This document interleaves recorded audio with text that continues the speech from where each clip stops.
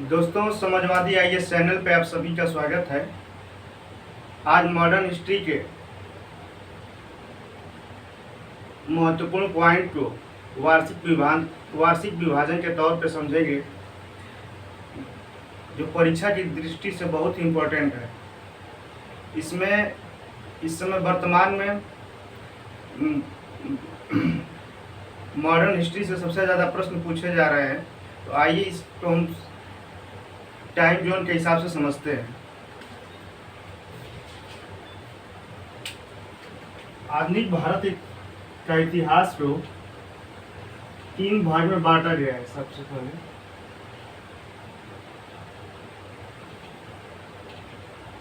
इसके समय काल को 3 पार्ट में बांट कर अध्ययन किया जाता है।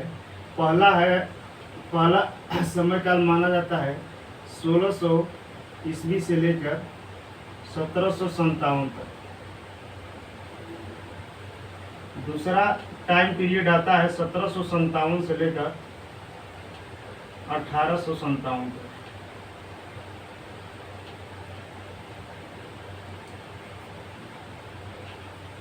और तीसरा है हमारा 1857 से 1947 तक।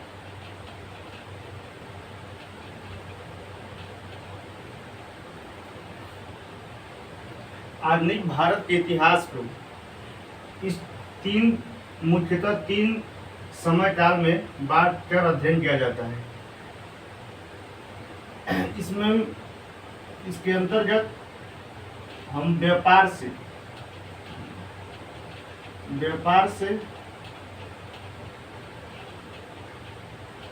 शासन तक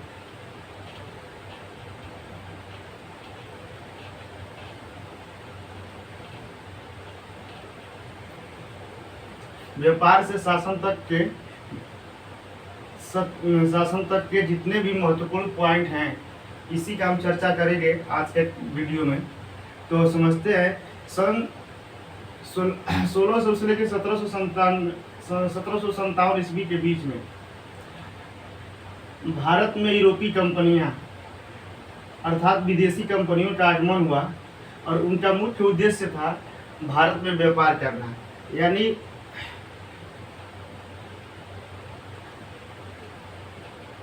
यूरोपीय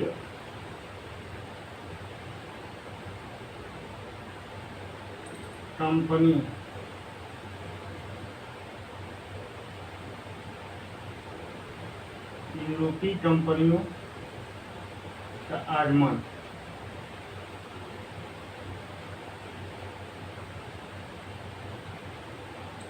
इनका मुख्य उद्देश्य क्या था? व्यापार, ट्रेड।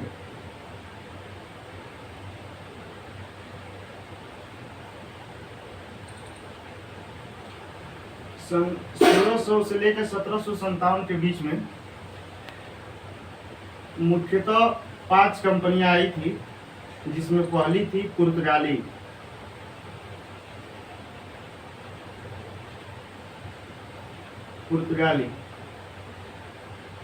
दूसरी थी हमारे डच। तीसरे नंबर पे अंग्रेजी कंपनी थी, ईस्ट इंडिया कंपनी। चौथे पे हमारा डेन थी। फिर 5वें पे हमारा फ्रांसीसी थी।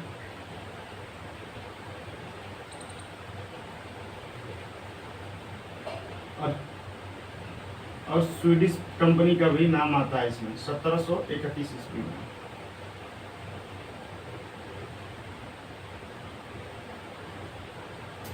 अर्थात ये सब जितनी भी विदेशी कंपनियां थी, इनका मुख्य उद्देश्य भारत में व्यापार करना था। ठीक, तो 1600 से लेकर 1757 यानी 157 वर्ष का जो समय काल है, ये व्यापार से संबंधित है। 157 वर्ष।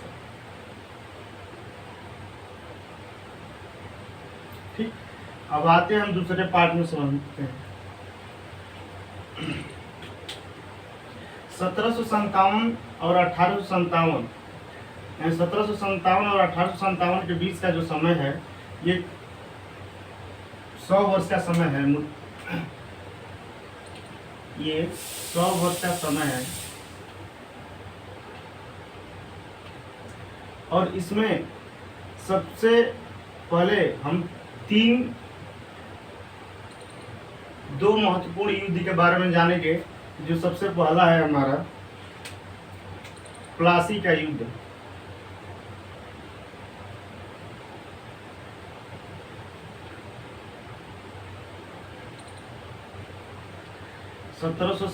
ईस्वी में अंग्रेज और सिराजुद्दौला के बीच में हुआ था। और दूसरा युद्ध है बक्सर का युद्ध।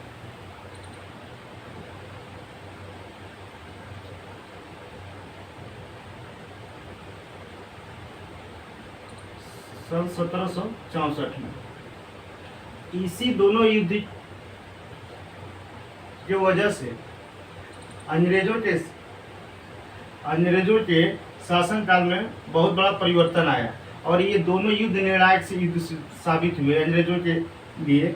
और अंग्रेजों ने व्यापार के बाद भारत पे शासन व्यवस्था की शुरुआत कर दी। यानी शासन चलाने के लिए उन्होंने अपना साम्राज्य स्थापित करना शुरू कर दिया इसी युद्ध के दोनों के बाद। ठीक, अब और इसी जो 1757 से लेकर 1857 के बीच जो 100 वर्ष का समय काल है, इसी के अंतर्गत इन्होंने अपना साम्राज्य विस्तार शुरू कर दिया।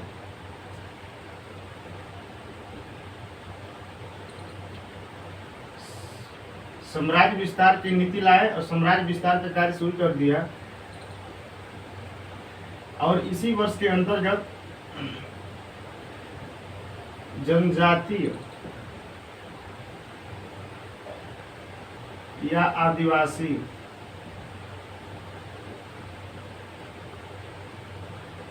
विद्रोह भी हुए।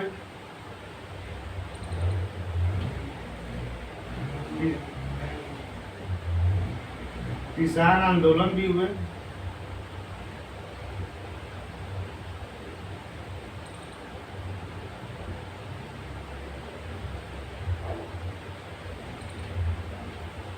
नागरिक आंदोलन हुए।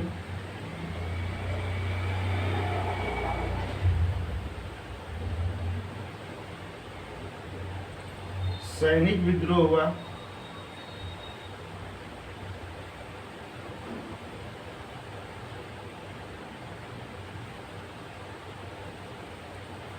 ये सब महत्वपूर्ण जो पॉइंट है ये हम 100 वर्षों के शासनकाल में देखने को मिला है। ठीक, अब इसके बाद से आते हैं तीसरे पॉइंट में हम।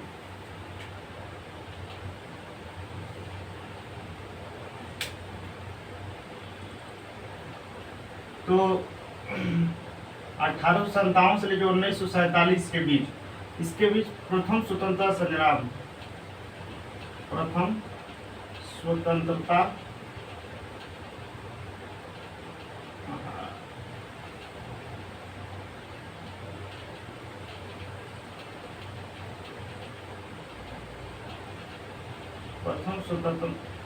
स्वतंत्रता संग्राम 1857।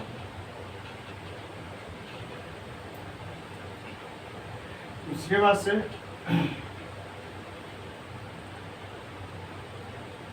भारतीय राष्ट्रीय कांग्रेस की स्थापना,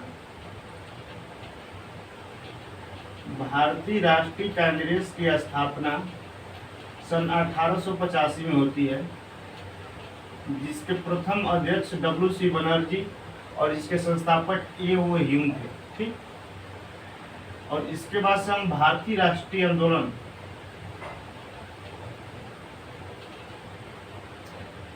भारतीय राष्ट्रीय आंदोलन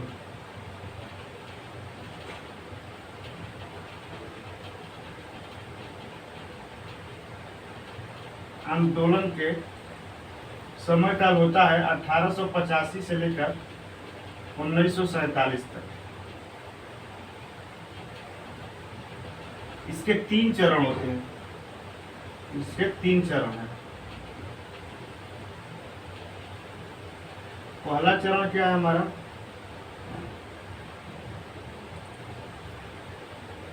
अठारह सौ पचासी से लेकर 1905 तक।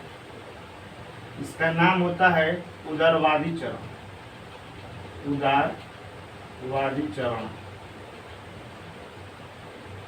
दूसरा चरण है 1905 से लेकर 1914 तक। सॉरी, हाँ 1900, सही है, 1905 से लेकर 1914 तक, 1914 1919 तक, 1905 से लेकर 1919 तक। इसका नाम है उदारवादी चरण।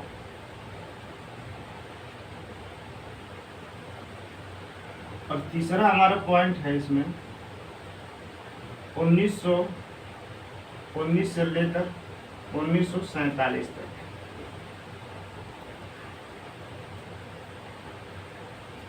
इसमें इसका नाम है गांधीवादी युद्ध।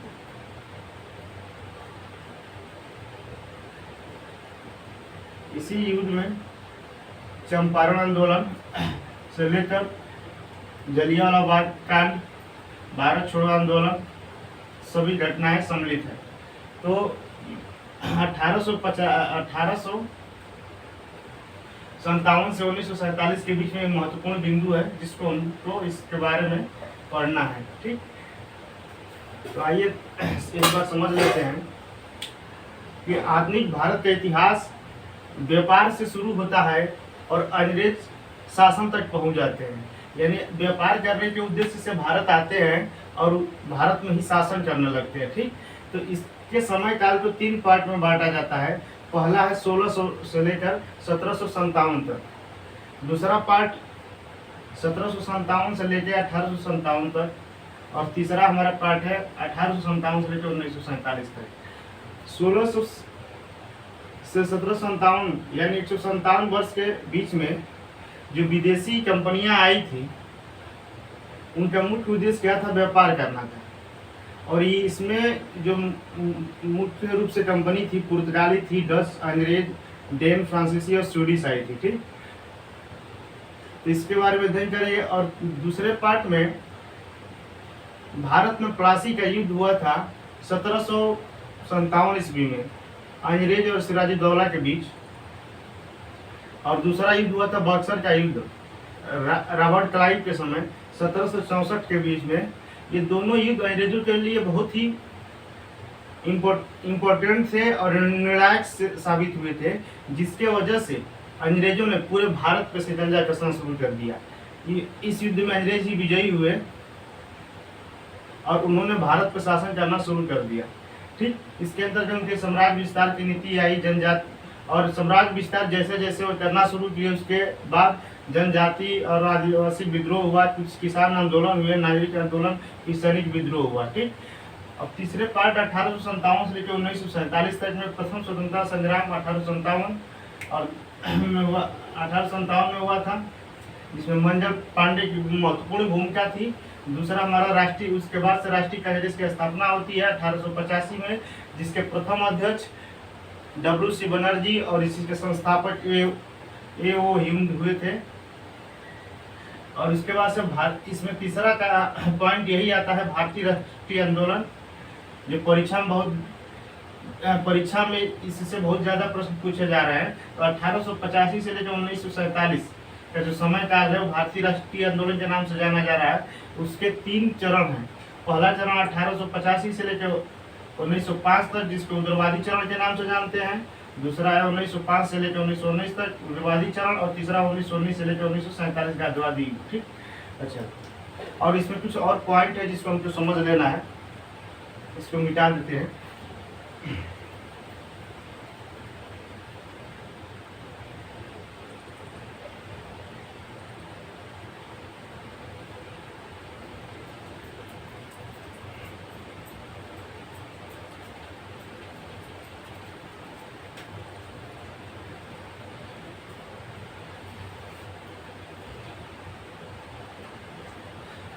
इसी 1600 से 1657 के बीच में एक दो पॉइंट ये होता है कि मुगल वंश का पतन होता है। ठीक, मुगल वंश का पतन होता है, पहला पॉइंट। और दूसरा इसी में नए राज्यों का उदय होता है, नए राज्यों का उदय भी होता है। ये नए राज्य है जैसे बंगाल, मैसूर, मराठा, फिर इसके बाद से पंजाब, जाट, सिख, सब नए राज्यों का उदय होता है। और इसके बाद से हम इसमें समझेंगे अब इस समय काल को थोड़ा सा समझना है। 1757 से 1857 के बीच के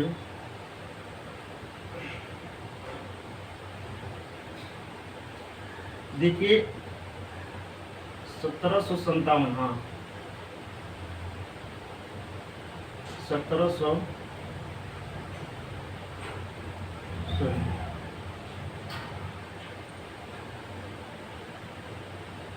एक समय काल एक पॉइंट के रूप में इसको समझिए। 1757 और 1746 से 1885 के समय काल में अंग्रेजों द्वारा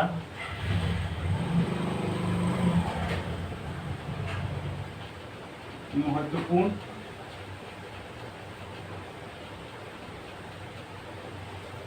युद्ध हुए।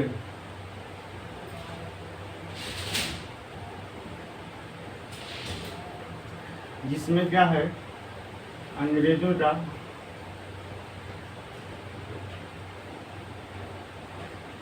सबसे पहला युद्ध हुआ था फ्रांसीसी से,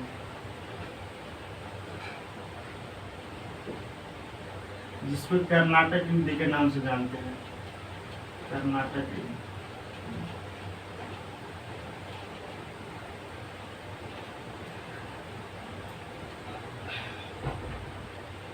अंग्रेजों से ही दूसरा युद्ध हुआ था मराठा युद्ध।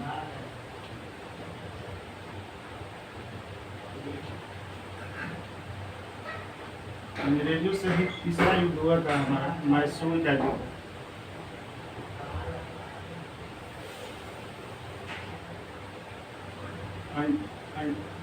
अंग्रेजों का फिर युद्ध हुआ था मराठा मैसूर अफगानी,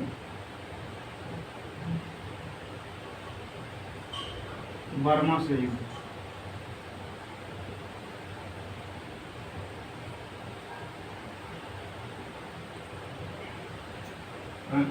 उसके बाद से अफगानों से युद्ध।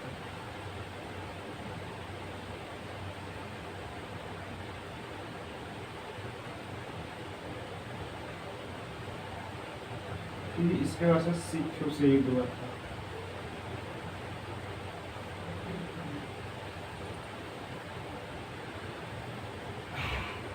और उसके बाद से दो महत्वपूर्ण युद्ध हुए थे, प्लासी का युद्ध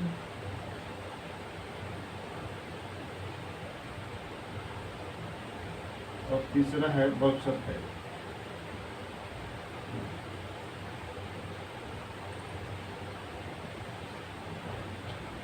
अंग्रेजों ने भारत में मुख्य रूप से 1, 2, 3, 4, 5, 6, 7, 8 युद्ध किए थे, जिसमें फ्रांसीसी युद्ध हुआ था, जिसको कर्नाटक युद्ध के नाम से भी जानते हैं। दूसरा मराठा युद्ध, तीसरा मैसूर युद्ध अंग्रेजों के बीच। फिर इसका अंग्रेज और बर्मा के बीच युद्ध हुआ था, अंग्रेज और अफगानों के बीच हुआ था, फिर अंग्रेज और सिखों के बीच युद्ध हुआ था, फिर प्लासी के बीच प्लासी का युद्ध हुआ था, फिर बक्सर का युद्ध हुआ था।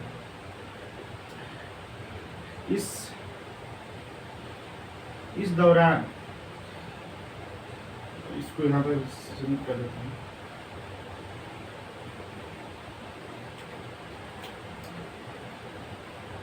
इन युद्धों के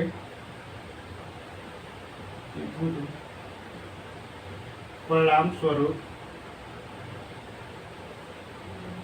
महत्वपूर्ण संधियां हुई थी। महत्वपूर्ण संधियां हुई थी।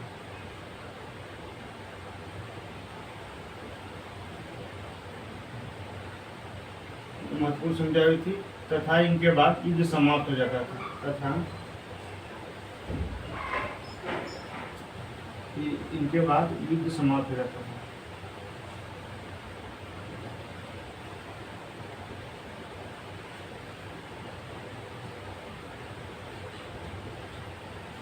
यानी 1746 से लेकर 1885 के बीच अंग्रेजों ने फ्रांसीसियों से युद्ध किया, मराठाओं से युद्ध किया, मैसूर से युद्ध किया, फिर इसके बाद से बर्मा से युद्ध, अफगान से सिख, प्लासी, वर्षा के युद्ध किया। इन युद्धों के फलस्वरूप अंग्रेजों ने संधि की और इसी संधि की वजह से ही फिर युद्ध समाप्त हो जाता था। जैसे इलाहाबाद की संधि 1765 ईस्वी में हुई थी। बक्सर के युद्ध के बाद, जैसे श्री रंगपट्टनम की संधि,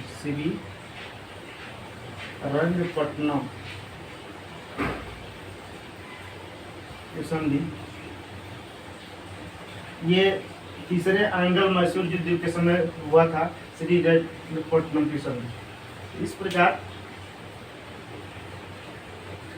हमने 1600 से लेकर 1757 के बीच में मुगल वंश का पतन के बारे में जानेंगे। फिर नए राज्यों का उदय होता है, बंगाल, मैसूर, मराठा, पंजाब, जाट और सिख। और 1757 के बीच से लेकर 1857 के बीच में अंग्रेजों द्वारा महत्वपूर्ण युद्ध होते हैं। फ्रांसीसियों से, मराठाओं से, मैसूर से, बर्मा से, अफगान से, सिख से, प्लासी का युद्ध, बक्सर का युद्ध। और उसके बाद इसी युद्धों के बाद उसको संधि करते हैं, फिर अपने साम्राज्य का विस्तार भी करते हैं। और संधि के बाद ही वो युद्ध समाप्त भी हो जाता था। अब थोड़ा सा 2 पॉइंट और है इसमें। 1857 और 1947 के बीच में, जिसको हम समझ लेते हैं।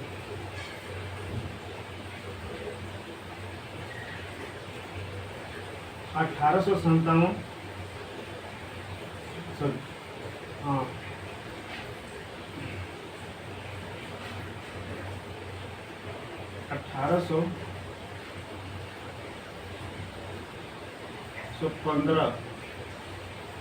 1815 से लेकर 1857 के बीच में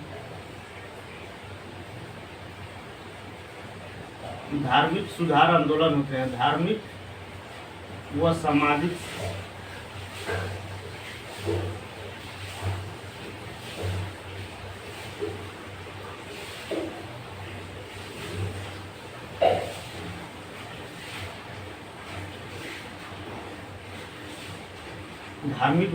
सुधार आंदोलन होता है। जैसे में क्या होता है कि सती प्रथा का अंत होता है, फिर बाल विवाह, फिर विधवा पुनर्विवाह, तमाम ऐसी सामाजिक बुराइयां थी जिसके प्रति आवाज उठाई गई। ये इसका हम अध्ययन करते हैं 1815 से लेकर 1857 के बीच में। और दूसरा पॉइंट इसमें आता है हमारा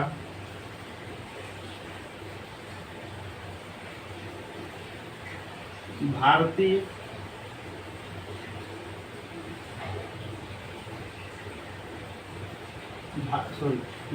में शिक्षा का विकास।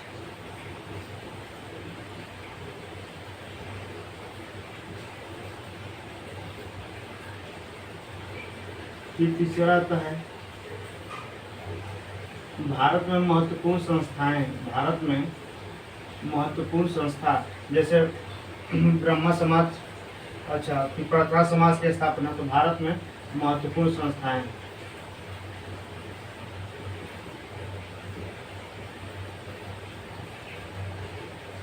चौथा पॉइंट है हमारा महत्वपूर्ण का विकास भारत में महत्वपूर्ण, जैसे इसमें आया था 1854 में चार्ल्स वुड की नीति आई थी कि लॉर्ड मैकाले शिक्षा का जनक माना जाता है। और पांचवें में हम पॉइंट में पढ़ते हैं तो चौथे पॉइंट में बंगाल एवं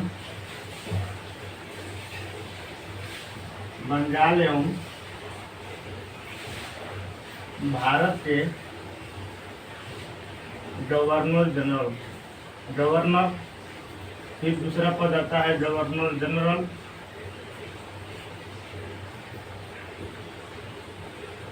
और फिर तीसरा आता है हमारा वायसराय। ये तीनों पद वायसराय,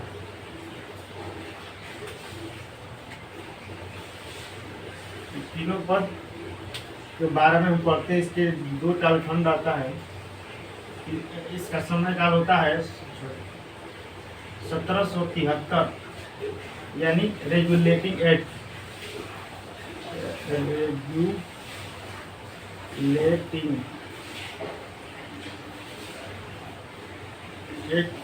1773 में पहला आता है, और 1773 से लेकर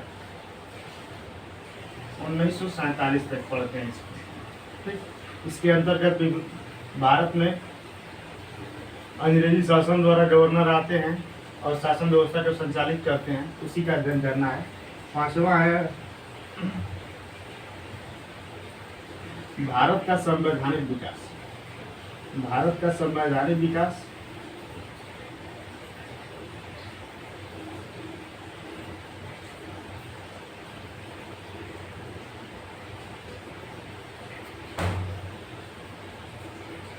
इसमें दो पॉइंट है। British east India company, British east India company के अंतर्गत शासन।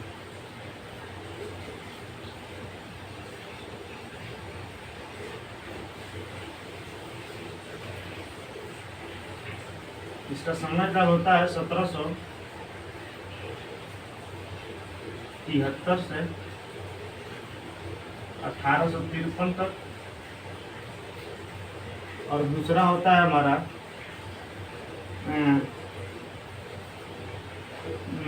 ब्रिटिश क्राउन के अंतर्गत, जो ब्रिटिश राजा थे उसके अंतर्गत शासन होता है कि भारत में।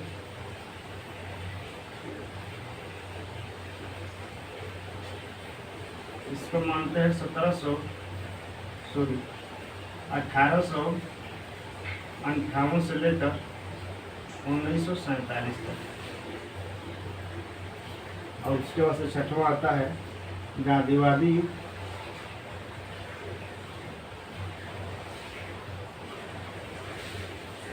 जो 1947 तक माना जाता है।